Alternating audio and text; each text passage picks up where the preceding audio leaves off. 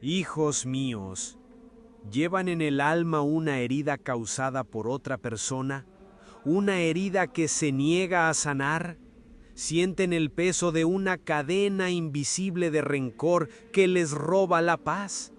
Les ruego, acompáñenme hasta el final de esta oración, porque vamos a descubrir juntos la única llave capaz de abrir las puertas de esa prisión. Hijos míos, mis amados hermanos en la fe, hoy quiero pedirles que me acompañen a un lugar difícil, un lugar del corazón que a menudo evitamos, un santuario interior donde se esconde un dolor silencioso y profundo. Quiero dirigir mi palabra no al oído que escucha, sino directamente a ese rincón del alma que sangra, a esa herida que a pesar del paso de los años se niega a cerrar. Hoy, con la delicadeza de un cirujano del espíritu y la compasión de un padre, vamos a hablar de ese sufrimiento secreto que nace de la traición, de la ofensa, de la profunda injusticia cometida por otra persona en contra nuestra. Es el dolor más personal y más universal que existe. Sé que muchos de los que escuchan mi voz en este momento conocen perfectamente este calvario. Quizá para ti la herida tiene el eco de una voz de tu infancia, una palabra cruel, un juicio devastador dicho por un padre, una madre o un maestro que se clavó en tu identidad como un puñal helado. Y aunque hoy eres un adulto, esa palabra sigue ahí, como un fantasma que susurra en tus momentos de debilidad diciendo que no eres suficiente, no eres digno de amor. Para otros, la herida tiene el rostro de una traición amorosa. El esposo o la esposa a quien le entregaste tu cuerpo, tu alma y tus sueños y que profanó el sagrado juramento del altar, convirtiendo el hogar, que era un refugio, en un campo de ruinas, desconfianza y noches interminables de llanto. La herida de ver cómo el amor de tu vida se convierte en un extraño y el futuro que construían juntos se desvanece como humo. Para muchos otros, la herida se manifestó en el campo de la confianza y la amistad. Pudo haber sido la calumnia de un compañero de trabajo, una mentira susurrada que, como un veneno, destruyó tu reputación y te robó el fruto de tu esfuerzo. Pudo ser la estafa de un socio que se aprovechó de tu buena fe o el abandono de ese amigo que considerabas un hermano justo en el momento en que la vida te golpeaba con más fuerza y más lo necesitabas.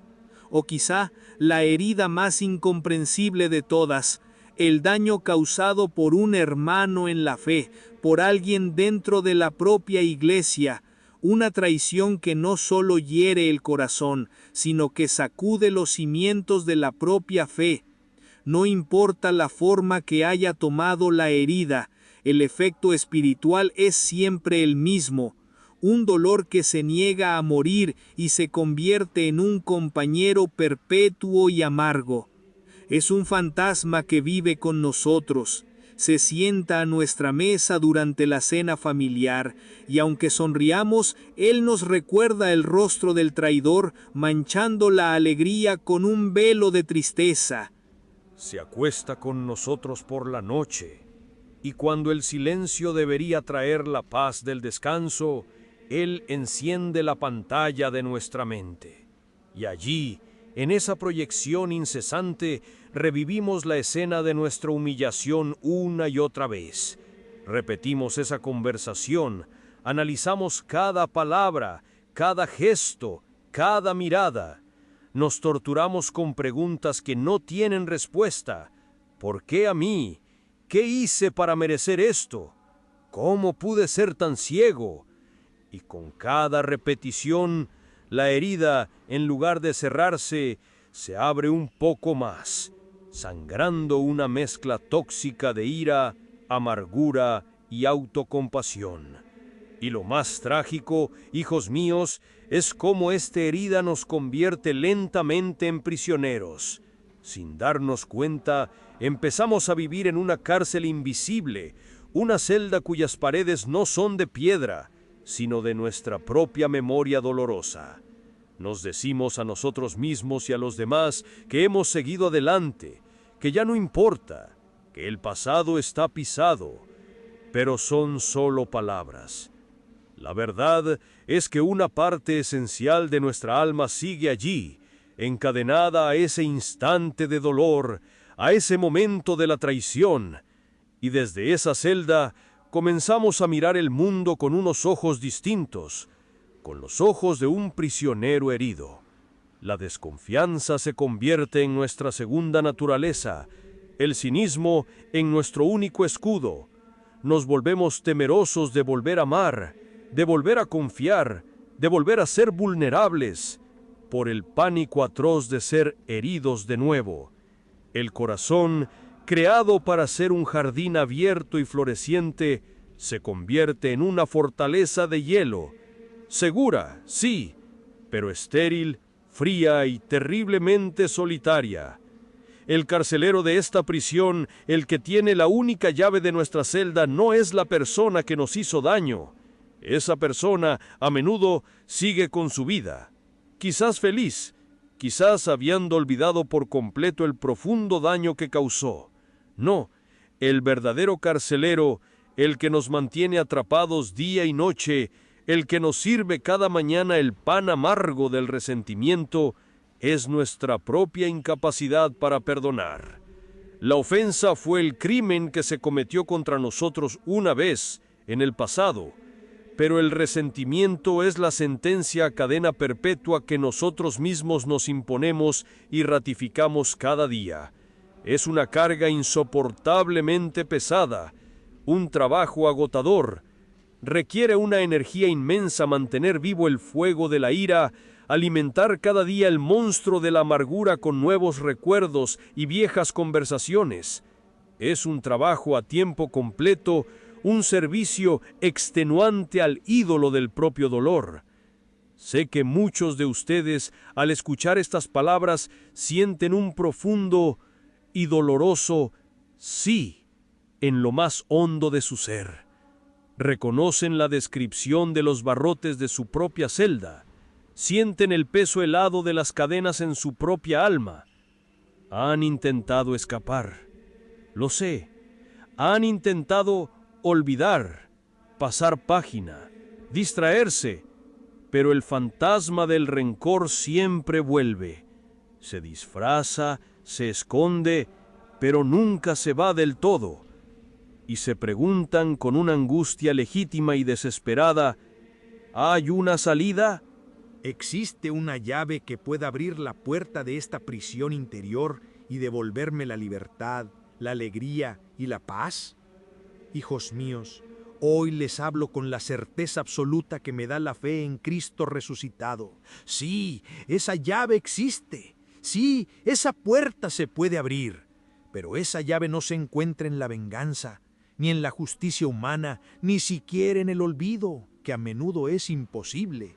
Se encuentra en un lugar que nuestra lógica herida se resiste a aceptar, en un acto que parece una locura para un corazón roto. Esa llave se llama el perdón. Y en esta oración juntos vamos a aprender no a entenderlo con la mente, sino a pedirle a Dios la gracia sobrenatural para poder usarla. Hijos míos, hemos puesto el dedo en la llaga. Hemos descrito esa cárcel invisible del rencor en la que tantas almas viven prisioneras, y al hacerlo hemos llegado al nudo de la cuestión, al misterio de nuestra propia resistencia. Si el rencor nos hace tanto daño, si nos roba la paz, nos aísla y nos consume la energía vital, ¿por qué nos aferramos a él con tanta fuerza? ¿Por qué, sabiendo que la puerta de la celda está abierta a través del perdón, preferimos a menudo quedarnos dentro, en la penumbra familiar de nuestro dolor? La respuesta es tan incómoda como necesaria, porque al rencor, hijos míos, nos ofrece un terrible y adictivo veneno, un veneno que al principio tiene un sabor dulce. El primer sabor dulce de este veneno es la ilusión de poder. Cuando alguien nos ha herido profundamente nos sentimos impotentes, nos sentimos víctimas. La injusticia nos ha despojado de nuestra dignidad y de nuestro control. Y en ese estado de vulnerabilidad, el rencor se presenta como un acto de recuperación del poder. Al negarnos a perdonar sentimos que estamos haciendo algo, que estamos castigando al ofensor. En el tribunal de nuestra mente, nosotros nos convertimos en el juez, en el fiscal y en el jurado. Y cada día volvemos a sentar al culpable en el banquillo de los acusados, lo declaramos culpable una y otra vez y lo sentenciamos a nuestra ira perpetua. Este proceso nos da una falsa sensación de control. Creemos que mientras mantengamos vivo el recuerdo de la ofensa, el culpable no podrá salirse con la suya impunemente. Nos convertimos en los guardianes de su deuda, en los carceleros de su culpa. Pero es una trampa mortal. Mientras vigilamos obsesivamente la celda imaginaria de nuestro ofensor, no nos damos cuenta de que los verdaderos prisioneros somos nosotros. El poder que creemos ejercer es una ilusión que nos mantiene atados a la persona y al momento que nos destruyeron. El segundo sabor dulce del veneno es la sensación de superioridad moral. La herida nos coloca, aparentemente, en una posición de ventaja ética. Nosotros somos las víctimas inocentes, ellos los verdugos culpables. Y esta distinción, hijos míos, es peligrosamente seductora para nuestro orgullo. Aferrarse al rencor es una forma de aferrarse a nuestra propia justicia, a nuestra propia rectitud. Es como si nuestro dolor nos diera un certificado de santidad. Mira cuánto he sufrido, nos dice nuestro ego. Eso demuestra lo bueno que soy y lo malo que es el otro. Y desde esa atalaya de victimismo, nos sentimos con derecho a juzgar, a criticar, a despreciar. El rencor nos permite definir nuestra identidad no por nuestras virtudes, sino por las heridas que otros nos han infligido. Y es mucho más fácil sentirse el ofendido que trabajar humildemente en la propia santidad. Es más cómodo vivir de la compasión que nos genera nuestra herida que arriesgarnos a la difícil tarea de amar y perdonar. Es una superioridad falsa, una santidad de cartón piedra, pero para un corazón orgulloso es un manjar irresistible. Y he aquí la metáfora que quiero que graben en su alma para que entiendan la verdadera naturaleza de este veneno. Imaginen a un hombre que ha sido gravemente ofendido por su enemigo. Lleno de ira, corre hacia una hoguera, toma un carbón ardiente con su mano desnuda y lo aprieta con fuerza, con la intención de esperar el momento perfecto para arrojárselo a la cara de su adversario. Y espera. Pasan los minutos, las horas, los días. El enemigo quizás ya se ha ido, quizás ni siquiera sabe de la ira de este hombre. Pero el hombre sigue allí, de pie, con el puño cerrado, concentrado en su plan de venganza, mientras el carbón ardiente le consume la piel, le quema los tendones y le calcina los huesos de la mano. ¿A quién está dañando realmente? El rencor, hijos míos, es exactamente ese carbón ardiente.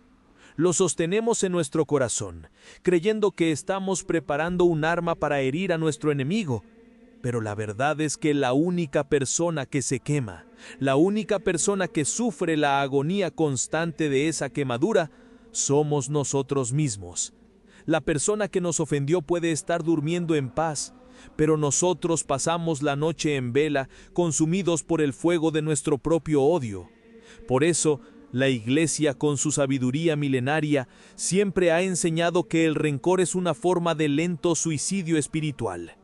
Es beber una pequeña dosis de veneno cada día, esperando que el otro muera.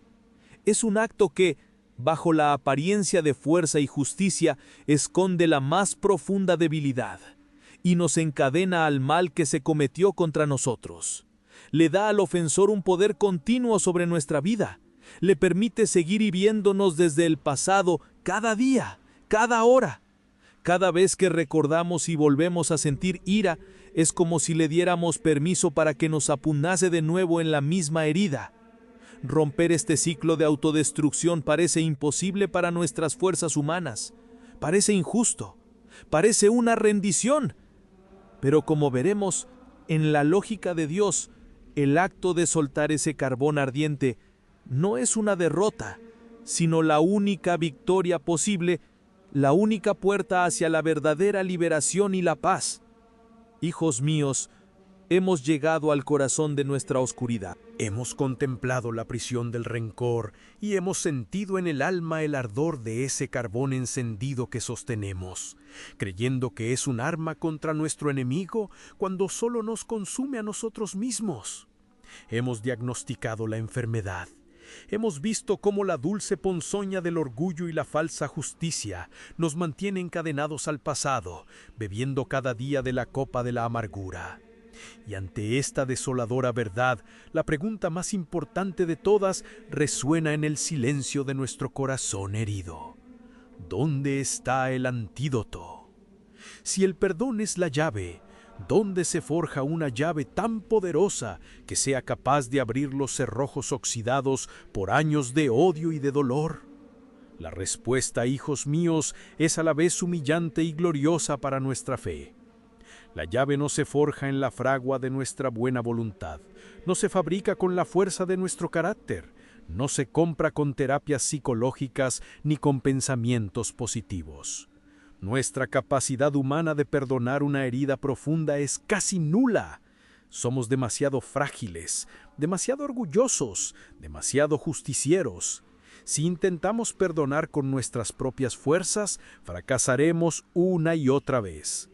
Diremos, perdono con los labios, pero el corazón seguirá ardiendo. No, la llave que abre la cárcel del rencor no es de este mundo, nos es dada desde lo alto.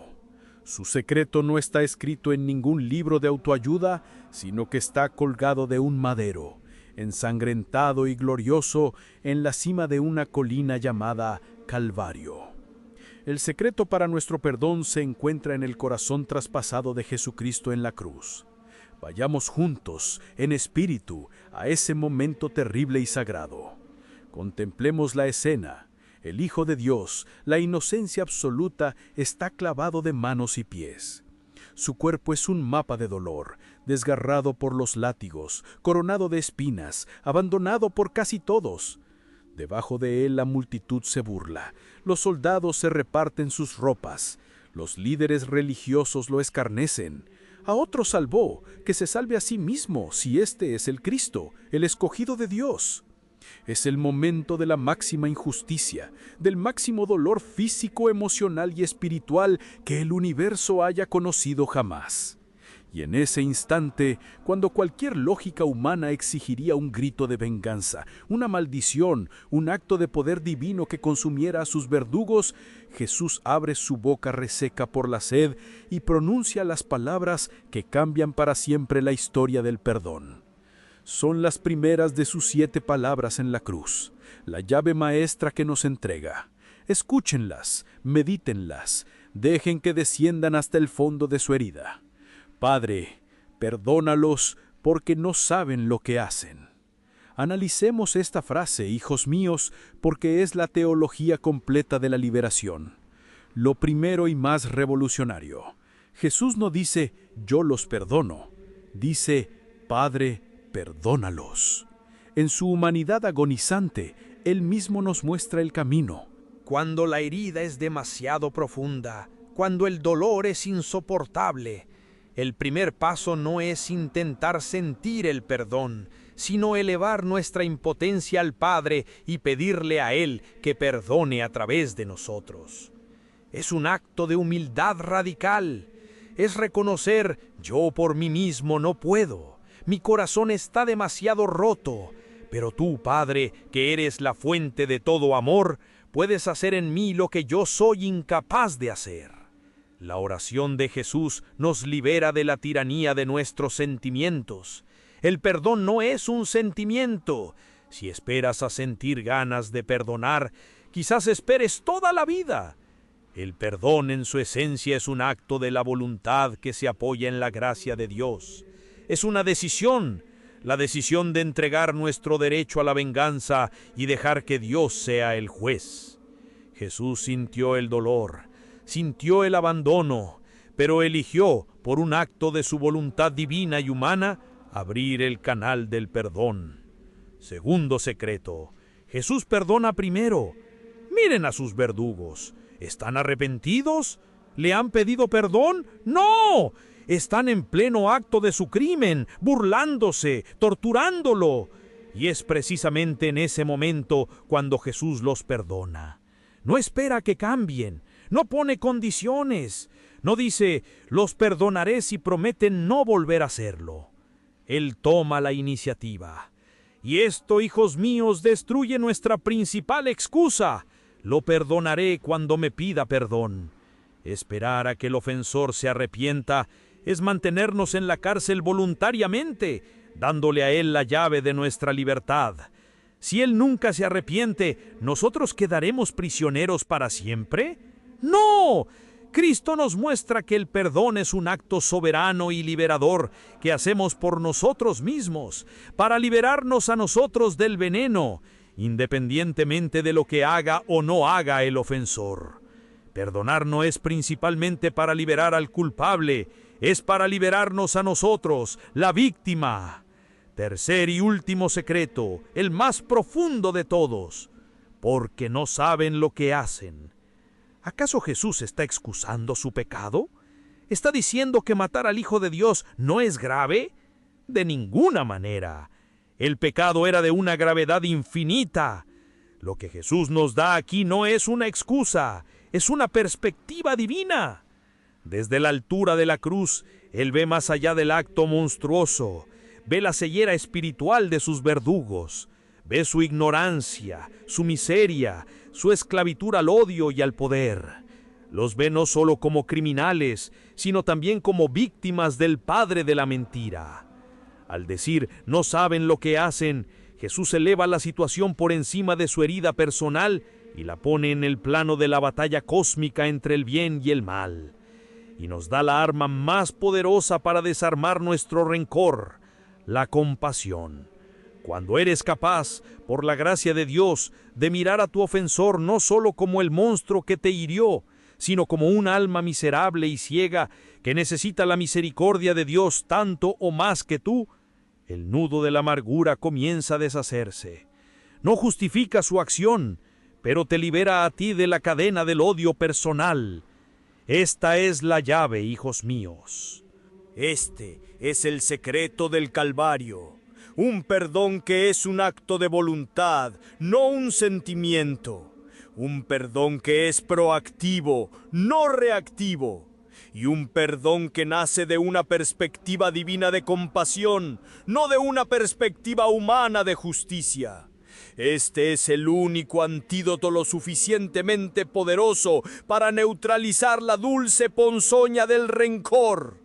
Es el único fuego, el del amor de la cruz, capaz de derretir el carbón ardiente que llevamos en la mano. Hijos míos, hemos contemplado juntos el secreto divino del Calvario, esa llave maestra del perdón forjada en la voluntad de Cristo y no en los sentimientos humanos.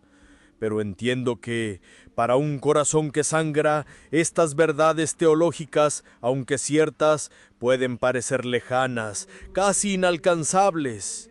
Es fácil hablar del perdón desde un púlpito. Es infinitamente más difícil vivirlo en las trincheras del propio dolor. Por eso, para que vean que esta llave no es una teoría, sino una fuerza capaz de abrir las cárceles más oscuras, debo ahora contarles una historia. Es el testimonio de un hombre bueno, un padre como muchos de ustedes, que fue arrojado al abismo del dolor más inhumano y que encontró la libertad no a través de la justicia, sino a través de un milagro de la gracia. Por proteger su intimidad, lo llamaremos Carlos. Carlos era un hombre sencillo y trabajador, un padre de familia cuyo universo giraba en torno a 2 soles, su esposa y su única hija, Ana. Ana era la luz de sus ojos, Una joven de 17 años, llena de vida, de sueños, con una risa que tenía el poder de disipar cualquier nube de preocupación en el hogar. Carlos no era un hombre de grandes oraciones, ni de profundas reflexiones teológicas, pero su fe era sólida y práctica. Cada noche agradecía a Dios por el regalo de su familia, el único tesoro que verdaderamente le importaba. Su vida era un lienzo de normalidad, de trabajo, de amor familiar, una vida feliz en su simplicidad, hasta que una noche de sábado recibió la llamada que todo padre teme más que a la muerte misma. La voz al otro lado del teléfono, la de un policía, era fría, distante, profesional. Hubo un accidente. Un conductor ebrio, un joven de 20 años que corría a una velocidad criminal, había perdido el control de su coche y había embestido a Ana mientras cruzaba la calle para volver a casa. No hubo tiempo para nada. La muerte fue instantánea. En ese instante, hijos míos, el mundo de Carlos no se derrumbó, se desintegró. El lienzo de su vida feliz fue rasgado en 1000 pedazos y lo que quedó fue un abismo negro de dolor, de rabia y de una pregunta que gritaba al cielo: ¿por qué? Los días que siguieron fueron una pesadilla borrosa de trámites, de funerales, de pésames vacíos. Pero cuando el shock inicial pasó, el dolor de la pérdida se transformó en algo mucho más oscuro y poderoso. Un odio puro, absoluto y consumidor hacia el joven que le había arrebatado a su hija. La vida de Carlos a partir de ese momento adquirió un nuevo y terrible propósito: la venganza. La justicia se convirtió en su obsesión. Contrató a los mejores abogados, asistió a cada audiencia, estudió cada detalle del caso.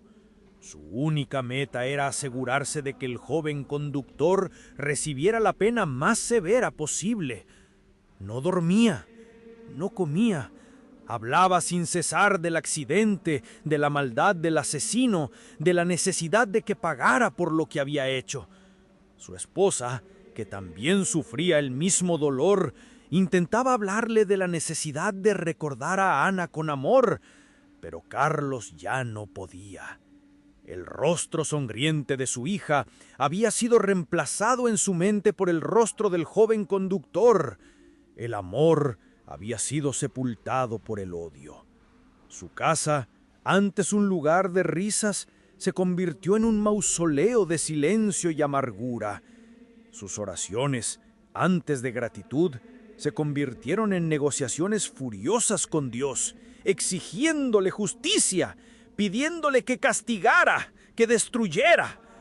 Estaba atrapado en la cárcel del rencor y cada día añadía un nuevo barrote de odio a su celda. Pasaron los años. El joven fue condenado y encarcelado. La justicia humana, en su limitada capacidad, había hablado. Pero para Carlos no fue suficiente. Nada era suficiente. La condena no le devolvió a su hija, y para su horror no le trajo ni un segundo de paz. El odio seguía allí, como un cáncer devorando su alma, destruyendo su matrimonio, alejándolo de sus amigos y de Dios. Estaba más prisionero que el hombre que estaba en la cárcel. Se dio cuenta, con una claridad aterradora, de que su vida se había acabado aquella misma noche, junto con la de su hija. Un día, en el aniversario de la tragedia, arrastrado por una desesperación que ya no podía soportar, entró en una iglesia y se dirigió al confesionario. No sabía muy bien por qué. No había cometido grandes pecados externos. Su vida era un monólogo de odio, pero no había hecho daño físico a nadie. Se arrodilló y cuando el anciano sacerdote abrió la rejilla, Carlos solo pudo decir, con la voz ahogada por las lágrimas: «Padre, mi hija murió hace 5 años y desde entonces odio al hombre que la mató. Odio con toda mi alma y no puedo parar. Y lo peor es que no quiero parar. Siento que si lo perdono, estaré traicionando a mi hija. El anciano sacerdote guardó silencio durante un largo rato. Luego, con una voz llena de una inmensa ternura, le dijo: Hijo mío, lo que me pides perdonar es imposible. Lo que sientes es humano. Ningún hombre, por sus propias fuerzas, puede perdonar algo así. Carlos sintió una extraña sensación de alivio al ser comprendido. «Entonces, ¿qué hago?», susurró. Y el sacerdote le reveló el secreto de la cruz. «Tú no puedes perdonar, hijo, pero Dios sí puede. Y Él puede hacerlo a través de ti, si tú se lo permites. No te pido que sientas nada, no te pido que entiendas, solo te pido un pequeño acto de tu voluntad. Te pido que aquí y ahora le des a Dios tu permiso para que Él perdone a través de tu corazón roto». Carlos no entendía, pero estaba tan desesperado que estaba dispuesto a todo. «¿Pero qué digo?», preguntó. Y el sacerdote le dio las palabras, la llave. Repite conmigo, desde lo más profundo de tu miseria: Señor, yo no puedo perdonar a este hombre, pero tú sí puedes. Y hoy, en este momento, te doy mi permiso para que tú lo perdones a través de mí. Te entrego mi odio. Haz con él lo que quieras. Con un esfuerzo sobrehumano, temblando, Carlos repitió esas palabras. No sintió nada. Ni una ola de paz, ni una luz celestial, ni una emoción reconfortante, nada. Salió del confesionario sintiéndose igual de vacío, quizás un poco ridículo. Pero el milagro, hijos míos, no fue un estruendo, fue un susurro. En las semanas siguientes, Carlos comenzó a notar pequeños cambios. Una mañana, se dio cuenta de que no se había despertado pensando en el rostro del conductor. Pasaban horas enteras sin que el pensamiento de la venganza lo asaltara. Un día, su esposa puso una vieja foto de Ana sonriendo en la mesa.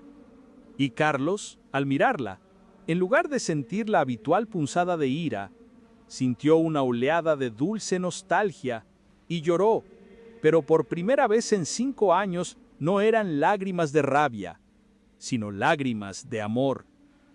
El peso, ese inmenso bloque de odio que había llevado durante tanto tiempo sin que él se diera cuenta, había desaparecido.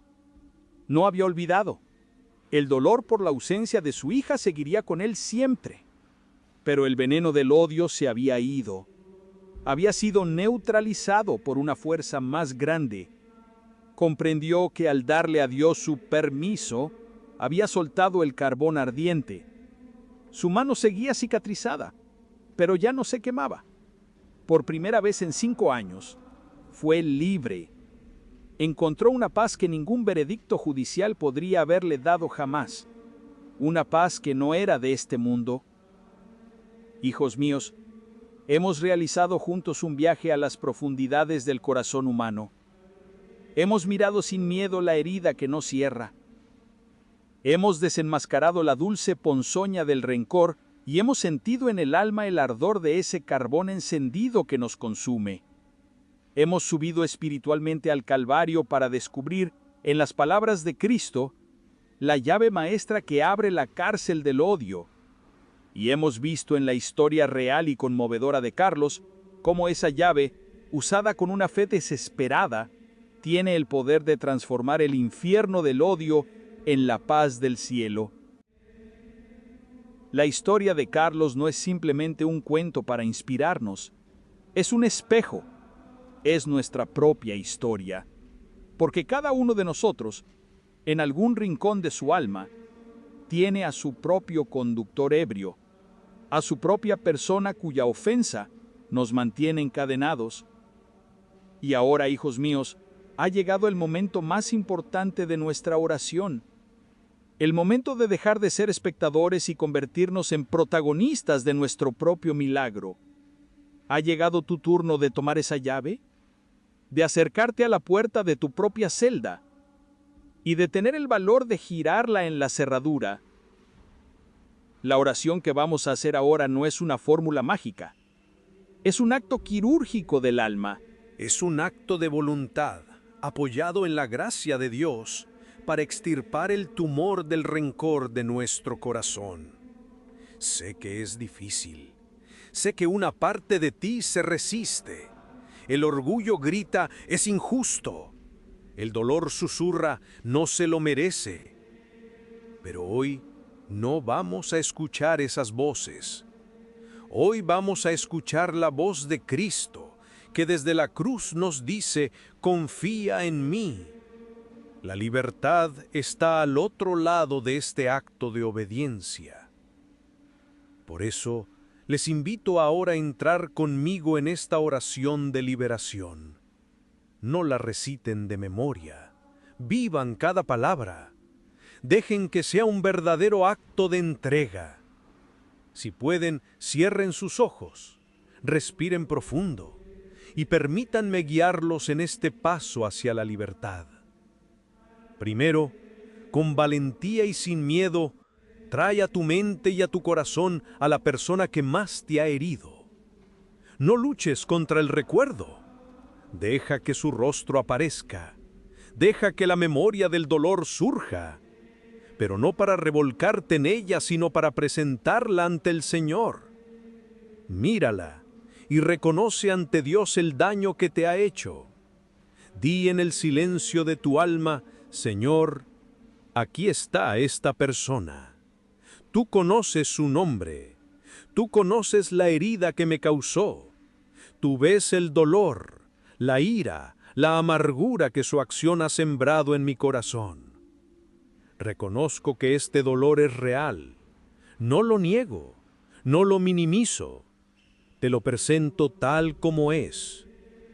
Ahora demos el paso que dio Carlos, el paso del desarme, el paso de la humildad radical.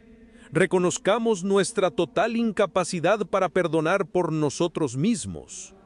Digamos juntos desde el fondo de nuestra debilidad: Padre Celestial, tú ves el odio y el resentimiento que hay en mi corazón. Tú ves que por mis propias fuerzas soy incapaz de perdonar. Mi corazón es una piedra. No quiero perdonar. Una parte de mí se aferra a esta ira como a un escudo. Pero hoy reconozco que este escudo me está matando. Por eso, Señor, hago lo que me es imposible. Te entrego mi voluntad. Y en este momento te doy mi permiso para que tú perdones a esta persona a través de mí. Usa mi corazón, usa mi boca, usa mi mente para realizar el milagro que yo no puedo. Y ahora, hijos míos, con la autoridad que Cristo nos da como hijos de Dios, vamos a renunciar al espíritu que nos mantiene cautivos. Repitan en su corazón con firmeza y decisión: en el nombre poderoso de Jesucristo, yo renuncio al espíritu de rencor y de amargura. Renuncio al espíritu de odio y de venganza. Renuncio al derecho de ser el juez de mi hermano. Rechazo el placer venenoso de recordar la ofensa. Suelto hoy el carbón ardiente de la ira. Elijo no ser más un esclavo del pasado. Elijo la libertad de los hijos de Dios. Y finalmente, el paso más difícil y más liberador de todos. El paso que nos asemeja a Cristo en la cruz. Vamos a pedirle a Dios que bendiga a la persona que nos hirió. No porque lo merezca, sino porque nuestro corazón necesita ser liberado del veneno del odio. Di conmigo, aunque te cueste, como un puro acto de obediencia a la fe: Señor, te pido ahora que derrames tu bendición sobre... Di el nombre de la persona en tu corazón. Bendice su vida, bendice su alma. Si está en la oscuridad, llévalo a tu luz. Si está herido, sánalo. Si está perdido, encuéntralo. No le pido que sufra como yo he sufrido. Te pido que tu misericordia lo alcance como me ha alcanzado a mí. Lo libero de mi juicio y lo entrego a tu corazón de Padre. Y te pido, Señor, que a partir de hoy Cada vez que su recuerdo venga a mi mente, mi primer impulso no sea la ira, sino una oración por su salvación. Amén. Hijos míos, si han hecho esta oración con una mínima chispa de sinceridad, créanlo, la cadena se ha roto. Quizás no sientan una explosión de emoción. El milagro del perdón a menudo es silencioso, como el amanecer, pero han realizado el acto de voluntad, han girado la llave en la cerradura, y la gracia de Dios ha comenzado a fluir, limpiando la herida, disolviendo el veneno. Han soltado a su prisionero, y al hacerlo, han descubierto que el verdadero prisionero que ha salido de la celda son ustedes mismos. Esta oración de liberación y de paz no puede terminar aquí. Debe convertirse en un testimonio visible, en una cadena de libertad que se extienda por todo el mundo. Por eso, les pido un último gesto, un acto público que selle su decisión. Primero, para proclamar la libertad que han elegido, les pido que escriban en los comentarios la frase que es su grito de victoria: hoy elijo ser libre. Y segundo, vamos a crear un mapa global de la misericordia. Escriban desde qué ciudad o país se unen a esta cadena mundial de corazones liberados por el poder del perdón de Cristo. Mostremos al mundo que, incluso en medio del dolor, la gracia de Dios puede hacer milagros. Si aún no lo han hecho, suscríbanse a este canal para seguir creciendo en la fuerza que nos hace libres. Y les suplico, compartan este video. No tienen idea de cuántas personas a su alrededor viven en la cárcel silenciosa del rencor. Quizás esta oración sea la llave que Dios quiere usar a través de ustedes para liberar a un alma hoy.